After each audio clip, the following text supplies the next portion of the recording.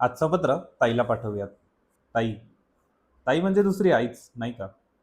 फरक फक्त एवढाच, की आई प्रेमाने ओरडते आणि ताई ॲटिट्यूड दाखवत ओरडते. घरातली अशी व्यक्ती असते, जी स्वतःचं कपाट नेहमी लॉक करून ठेवेल, पण माझ्या वस्तू मात्र "अरे सगळं आपलंच आहे" म्हणत सगळं वापरेल.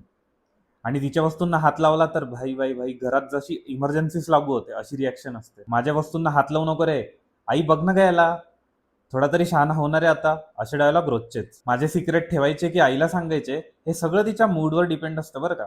उगाच कधीतरी येणार, माझी टिंगल उडवणार, माझ्यासमोर बॉसी बनायचं. घरात पाहुणे आले की ताईचा अचानक संस्कारी मॉडर्न, जणू काही दुसरीच व्यक्ती आहे. पण बाहेर कोणी काही बोललं ना, तर सगळ्यात आधी ताई माझी साईड घेत असते. ताईसोबत कितीही भांडलो, ताई कितीही ओरडली, ताई कितीही चिडली, तरी आपल्या बाबतीत तिच्या मनाची काळजी कधी कमी होत नसते. ताई घरात असेपर्यंत एक वेगळीच एनर्जी असते. भांडणं, चिडवाचिडवी, रॅन्डम लेक्चर्स हे सगळं नंतर मिस होणार असतं. ती घरातली हक्काने कायम भांडणारी आणि तितक्याच हक्काने काळजी घेणारी व्यक्ती असते. या व्हिडिओमध्ये तुमच्या ताईला नक्की टॅग करा. Follow for more.